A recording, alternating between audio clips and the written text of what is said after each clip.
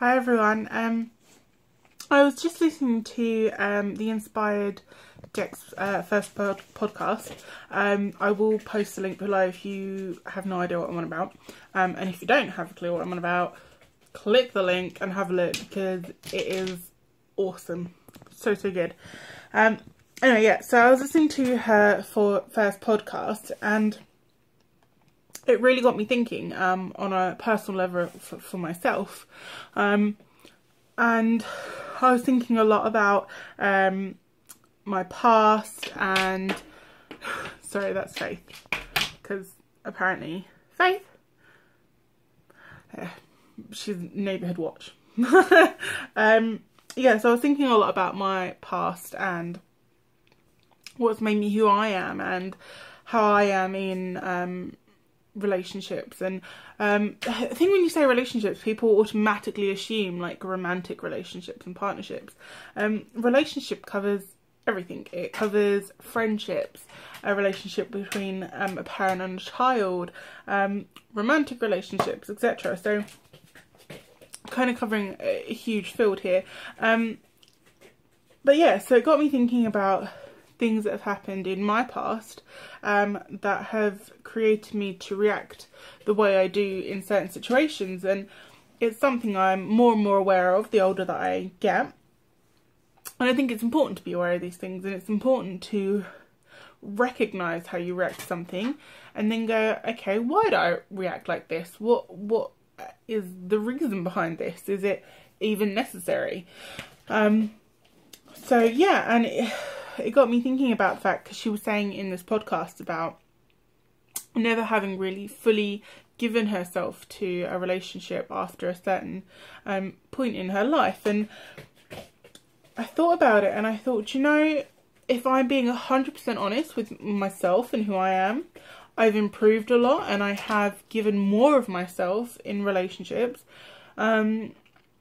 But I think truly I've only really given myself properly to friendships.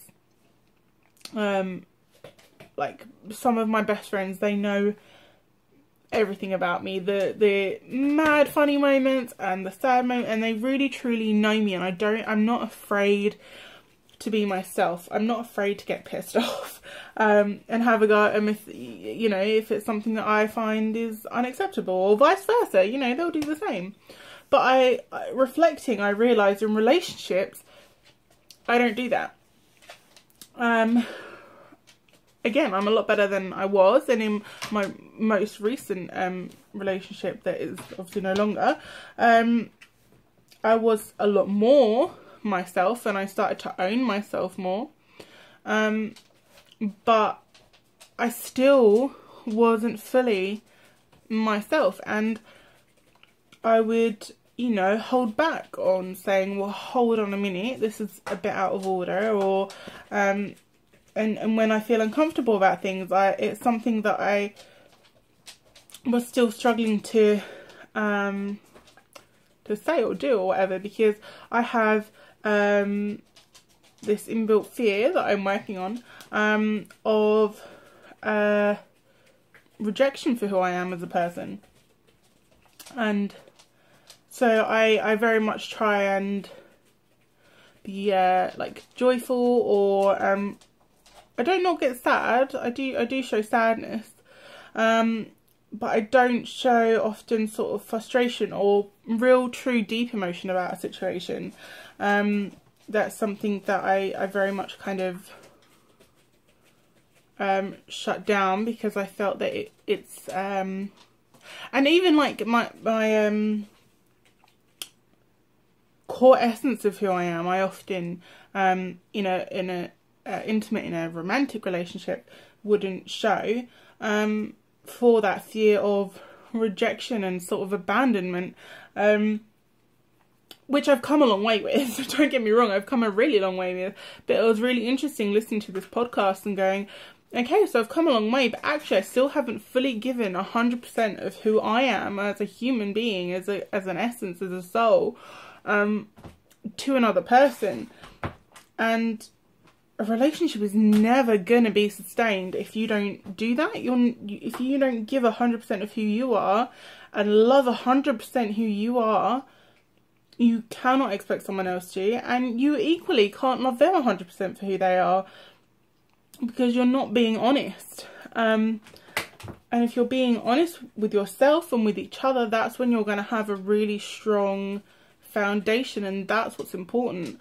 And yeah, so it got me really thinking about it all. So I know I have a lot more to say on this, I can feel it, but I also feel that this particular video is naturally coming to its own end right now, so I've kind of waffled a little bit, but I think it's really important to show vulnerability and being human. I think is really important, especially nowadays, where a lot of people try and just be joyful all the time, and very much kind of reminds me of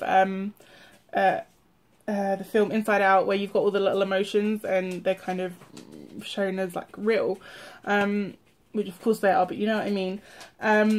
You can't always be joyful. You have to let other emotions surface and have their time sometimes. That's the only way you're going to really heal. So yeah, just a few little thoughts really on today on the on that podcast. So I'll post a link for that below, and I'll post a link obviously to me as well below. And yeah, share your thoughts with me. I mean, if there's things you feel you need to work on. So yeah, post below, subscribe, like, share, anything at all, and in some way I hope this has helped someone else as well. And yeah, I'll do more videos soon, so I'll see you later. Bye.